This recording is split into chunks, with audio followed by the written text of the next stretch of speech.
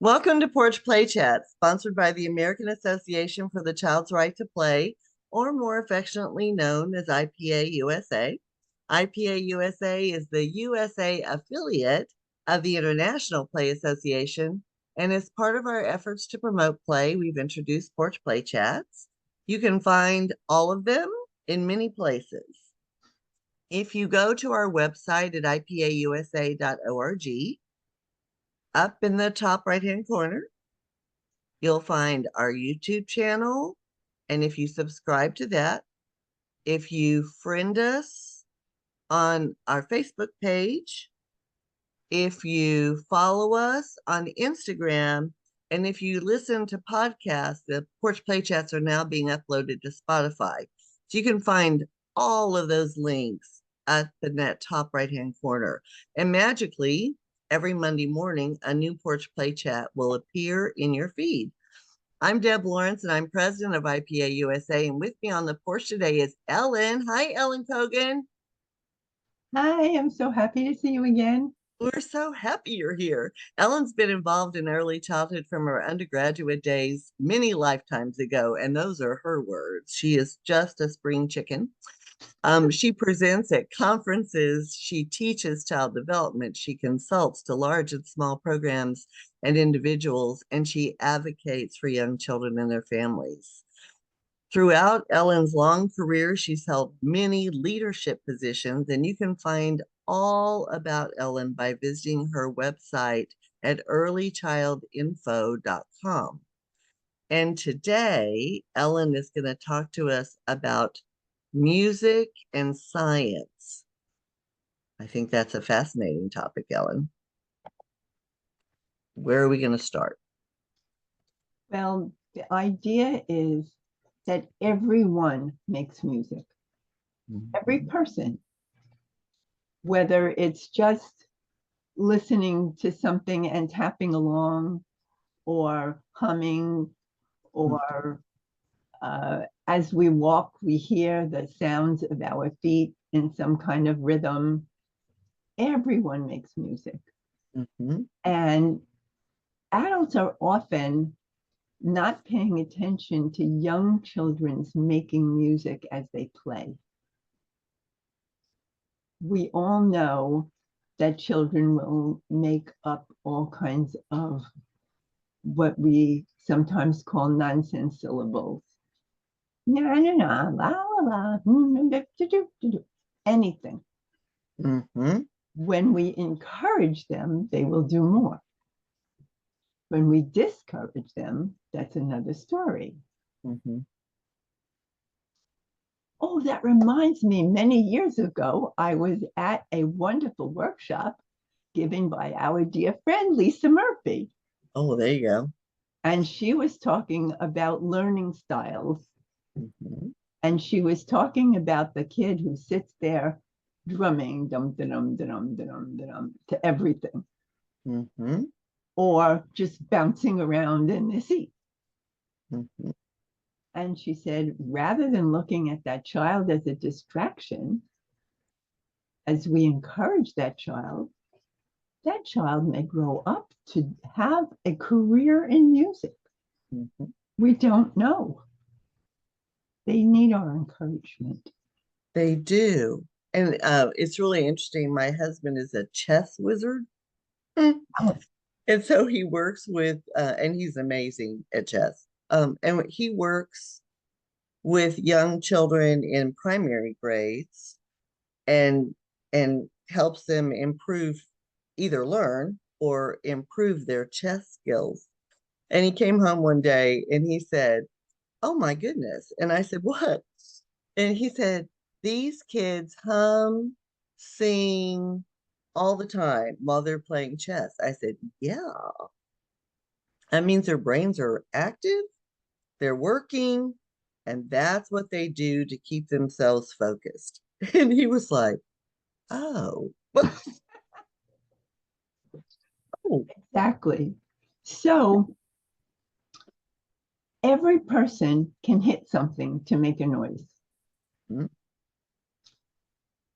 So here's a story about my son, who is now a father of two college graduates. So this is going back more than a week. They had a big birthday party for him when he was 1 year old. And I gave him a rain stick. If people listening aren't familiar with a rain stick, look it up right now. And go buy one, because This one was a relatively small one because he was only 1 year old, and I wanted him to be able to hold it easily. And it had all kinds of different, many colored little things in it that you could see, and you turned it over and it sounded like rain. So he opens the box. First, he opens the paper and he opens the box and he takes it out and he smacks it on something. And then he smacks it on the box. And then he smacks it on the carpet. And then he smacks it on something else. And then he puts it down and he takes the box and he smacks the box with his hand. And it sounds different than when he smacked it with the rain stick. So he starts smacking all kinds of things. And his other grandmother said, "No, you're supposed to turn it." And I said, "Shh." He's learning. And this went on, and everybody else was getting really annoyed because they wanted him to open their presents. Of course. Next time you'll know, or I'm sure you learn to open yours last because it's the most favorite. But he had such a good time. And I kept telling people, shh, leave him alone. Leave him alone. He's learning. This is and attention to task and being able to use different skills to figure out, it makes a different sound here than here. Think about all those learning connections that are happening in that little brain. It's one of my fondest memories because I just had such a good time watching him enjoy himself in all these different ways. And I think that's one thing that we're in this hurry up sort of place. And as adults, we get bored really easy. And that we need to be reflecting on. And so we get bored really easy when children are repeating something over and over and over again and trying new things instead of recognizing that that's their curiosity and exploration and discovery. And those little connections in their brain are going crazy. But we want them to stop and do something that we choose them to do instead of following what they're interested in doing. That's the opposite of play. It is the opposite of play. Opposite. Yes. And so when we're thinking about how a teacher could describe how music is linked to science concepts other than hearing and distinguishing sounds, people grow up to be, I'm a crazy bird person, but I don't know the birds' calls. But boy, people who are really into birds and go and do bird watching know what that bird's voice sounds like. They hear a couple of notes and they can tell you which bird it is and when they last came to the neighborhood. Oh my goodness, it's amazing. Yes. Yes. And so just know that just like Ellen's son, who I don't know if he grew up to be a musician, but the kids who sing all the time will probably English teacher. Distinguished teacher. I can't imagine where he got that from. He's an English teacher. And one of my most exciting experiences in my life is watching him get his master's degree in education. Because none of my other kids went on to do anything remotely related to what I do. But however, children often use their bodies to make sounds. And people don't understand that just clapping can be music, can be science. Excuse me. How often do we clap? Sometimes I'm very interested in watching a musical performance where the people will sing and other people will start clapping. And Mhm. some people clap 1, 2, 3, 4, 1, 2. Uh, And some people will clap 1, 2, 3, 4. And some will clap the syllables of the words. mhm.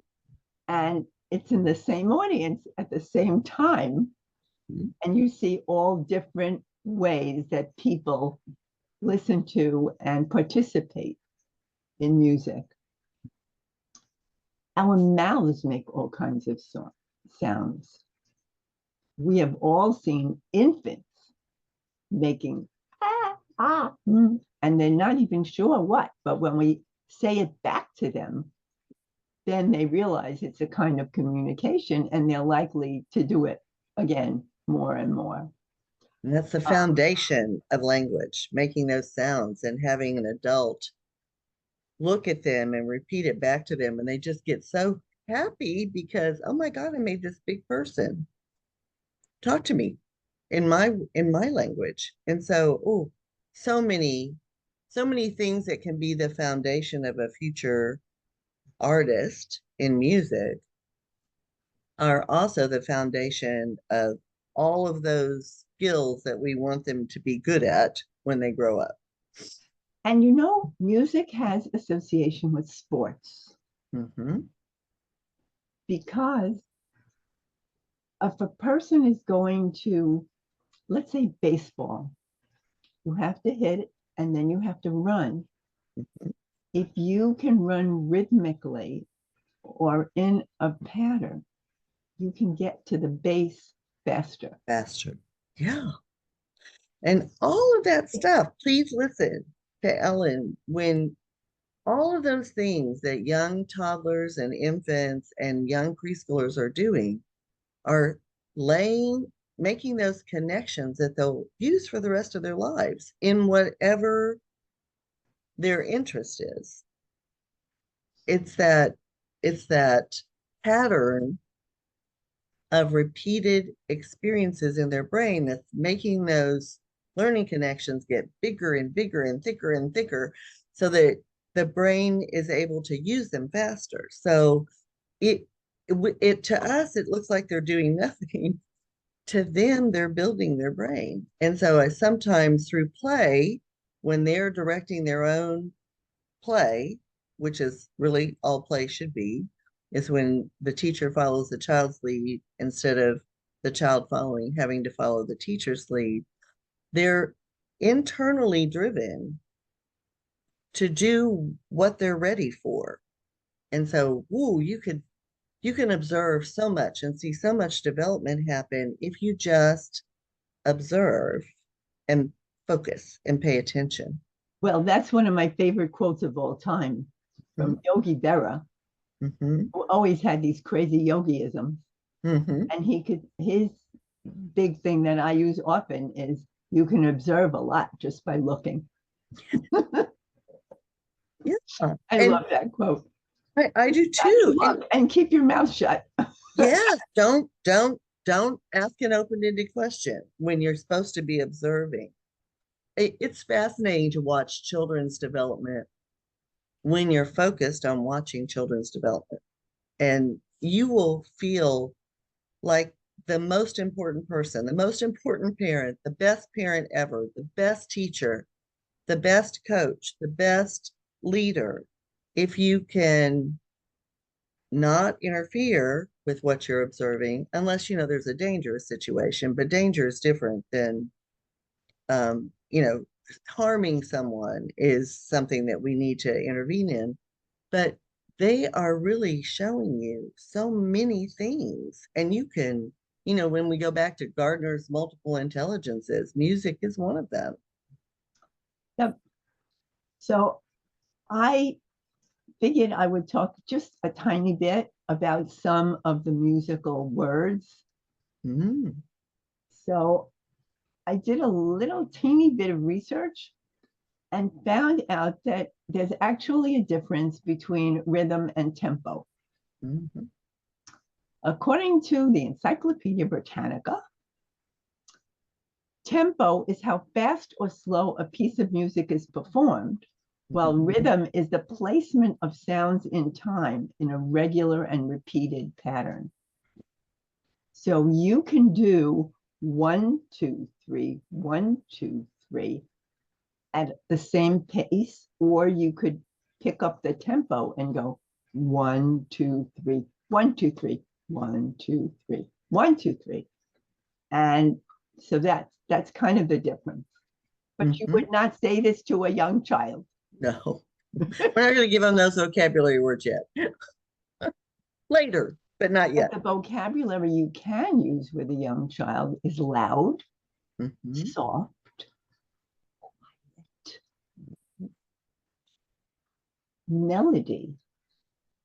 When they're singing la, la, la, la, la, it's melody. When two people are singing together, it's harmony. And so I was thinking of what can you do to help children? And there are such expensive toys. That you don't need. Push a button, it makes different songs, it does this, it does that.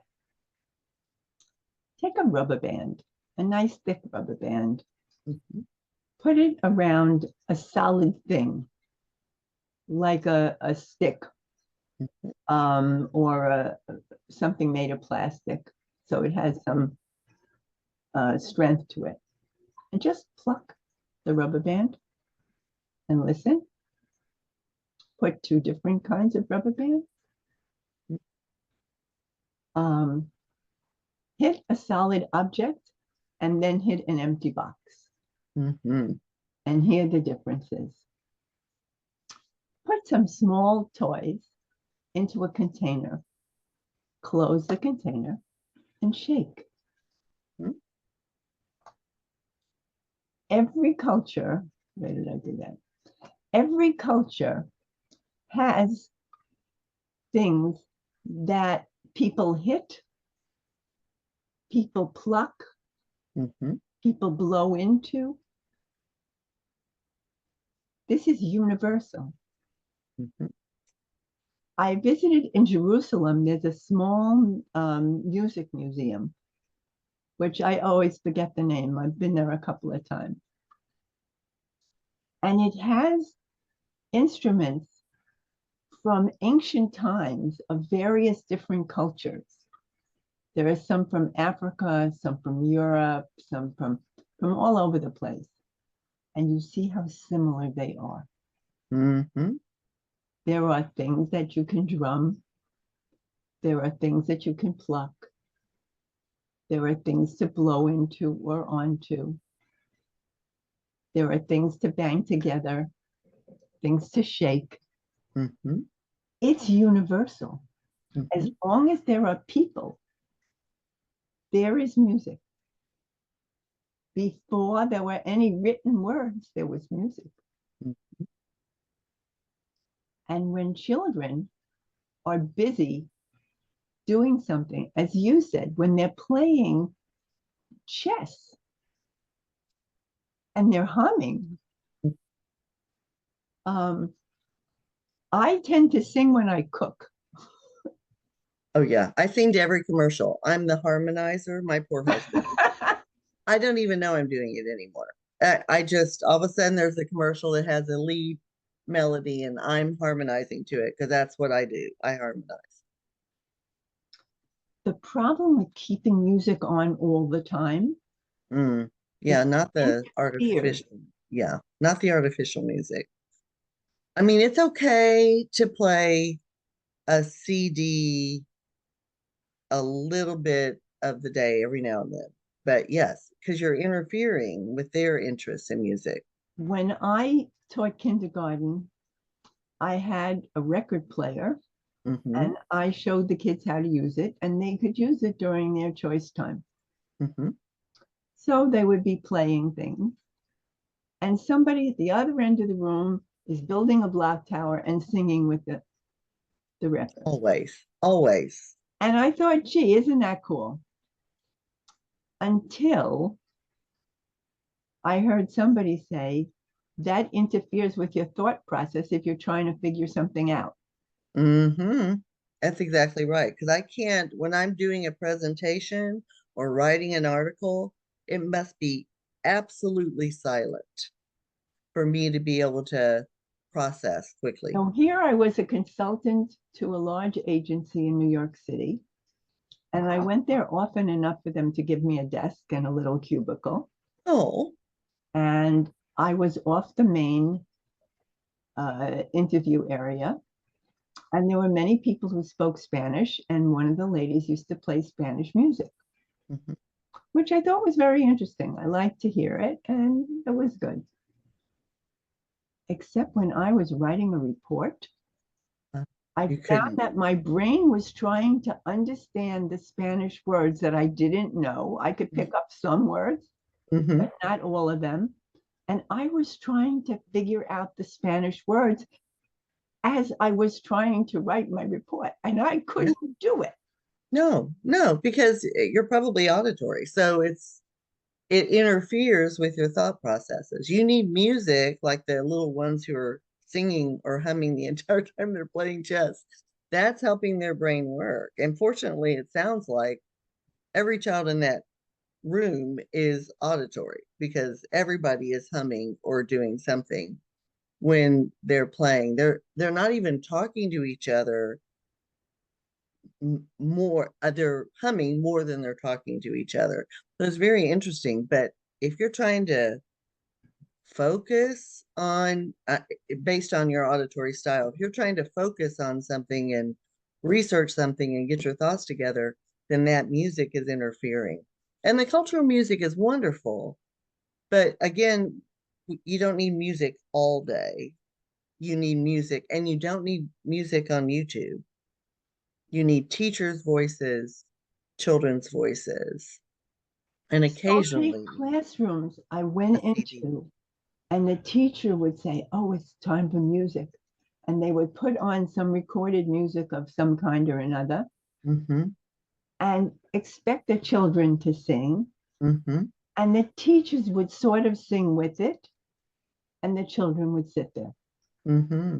Yeah, they can't, it's not as engaging. The teacher needs to be singing. They don't care about your voice.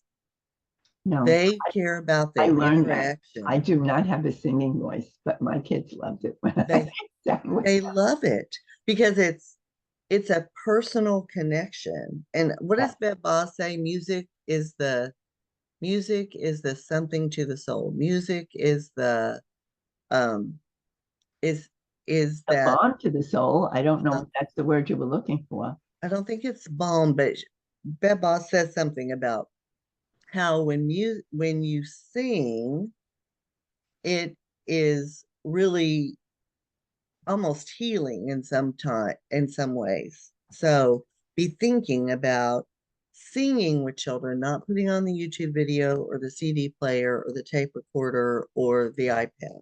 And making their own words. There are Yes. so many songs to which we can make our own words. Mm-hmm. And that's the ones to encourage the children to make the words Yes. It or to doesn't have to use be the emotion. same words. Yes, you could No. you could even sing Old MacDonald Had a Farm and change it to if they was like, what about a giraffe? Then you could say, oh, Old MacDonald had a zoo, and then let them, you know, figure out which animals they want to highlight in that song. You don't have to sing.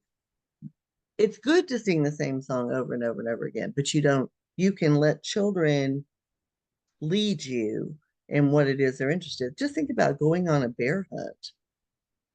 Everything that we could do that children can contribute to, all those, oh my goodness, the things that we can do that are engaging for children instead of the same old songs, right? Or the same things that they do every day. Mix it up and sing with them. They need that. And when we clap syllables, Mm-hmm. we can clap our name. Mm-hmm. I'm Ellen. Mm-hmm. Somebody else can be Priscilla. Mm-hmm. They have more claps than I do. Mhm. And remember, the other thing about making children sit still or in crisscross applesauce, please don't do that. Oh, Oh my God, is that when they are doing something physical, whether it's clapping or drumming or running or any of that, then the connections in their brain get done quicker than if they're just sitting there, right? So some kids need to move when okay, when you they're just sitting. reminded me of a great story. I was consulting to a program of what they called learning disabled children. Oh That was boy, their title. yeah, awful. Okay, so it was a special ed program. And even though they had all kinds of music and music making toys and things like that, they had a lady come in every week to each class and spend about half an hour or so. One day I came in and she had 11 children in the class and two teachers and two special people. Hmm. So it's a lot of people there. Hmm. And one child was hopping like a frog, and the other kids were busy not paying attention. So afterwards, she was happy to see me and she said, "What do you think?" And I said, "I want to give you an idea. Can you have 2 or 3 children do the hopping?" Mm. And instantly she said, "Then I can do more songs in the time I have." I said, Hmm. "Sure." So I didn't see her again for about a month. And when I came back in and saw her, she beat me at my own game. She had half the children be the doers and half the children be the clappers. So Hmm. everybody was engaged in something Hmm. and everybody was with the attention, Hmm. because when they were the clapper, they had to clap to what was happening. So they had to pay attention to what was happening. These were 3 to 4 year olds with all kinds of delays. Hmm. Actively They were, engaged. they were all engaged. Yeah, because they have to She said participate. he. Yeah. I mean, I you know said what you're her. doing. You know what you're doing when you're going to conferences or you go to a movie, and we're way too attached to our phones. But you know what you're doing if you get just the teeniest bit bored, you're picking up your phone and you're just seeing if somebody's called that you missed the call, or you're seeing if you got a text from someone that you've been waiting for, or you're seeing because you're not actively involved in whatever is being presented. And so kids are just like you. They need to be actively engaged in whatever it is. Like, I mean, everybody should be going on a bear hunt and participating. Everybody, not just the one child. And this is the thing that's driving me the craziest right now, Ellen, is one child going up to the smart board to push the right square. Oh, yeah. It's crazy what we're doing. Instead, remember how you could go to Home Depot or Lowe's or any of the big box stores where they sell building equipment, and you can go get an 8 by 4 sheet of the dry erase stuff that's also magnetic, and they will cut it for you into 12-inch little squares. Sometimes lately, a lot of the stores don't want to cut anything for you. I've I've I've had that. So find a parent that Annoying. has a saw who can cut it for you. Right. And then everybody has a little whiteboard and a little wipe off marker, and everybody can participate. And this is when they're kindergarten, first, second, and third grade. I mean, so that everybody is, doing whatever it is you want them to do. And even when I was a kindergarten teacher, we would be talking about numbers at that point in time. And if you took this many and you added this many, how many would you have, right? So that addition piece, adding to and taking away from. And I would say, uh, Sarah, can you come up and figure out how many we're gonna add together? And so she would do it, and then everybody had their whiteboard, and so they would start drawing them if they needed to, or doing whatever they needed to, or if they were more developed, then they were able to write the numerals, and they were doing the equations on their whiteboard as she's counting out the materials. And every child had multiple turns to do that, but everybody's engaged versus one child going up to the smart board and everybody else sitting there and watching. Well, that's another, I have 9 million pet peeves. and, and one of them is when the children are all sitting in a circle, Uh-huh. they have a good morning song, and Mm-hmm. they say one by one, how are you today? And the child has to say something. Or I see so and so, and the child, oh, they hear their name, yes. And then they hear this one's name, and that one's name, and this one's name, and that one's name. And oh, look, maybe his shoes are untied. Oh, what if I try to tie them? And Mm-hmm. they have no idea what the teacher is doing by that time. Absolutely. The idea is you want to include everybody, but the way you do it, when it excludes everybody except one, Mm-hmm. you are absolutely doing the opposite of what you started with. Yeah, and just like you, they they go away, right? They do something else in their heads instead of doing what we're hoping they're doing in the beginning of the school year, learning everybody's name.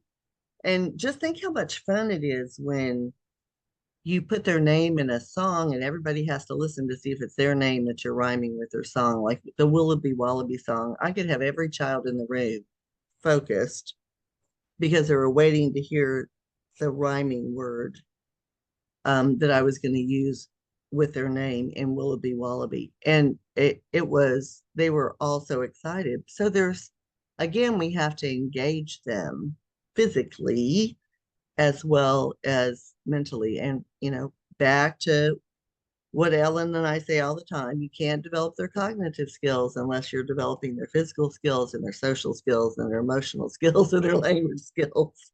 It's all mixed up together. It's all And you together. and so many people focus on one thing. Yes. And the latest report that, oh my God, all the reading scores are lower, that, well, it's because of what you're doing to them, right? It's not the kids' fault. And the poor teachers are being forced to use materials that are worthless, that people have paid way too much money for, instead of giving teachers the money that they need.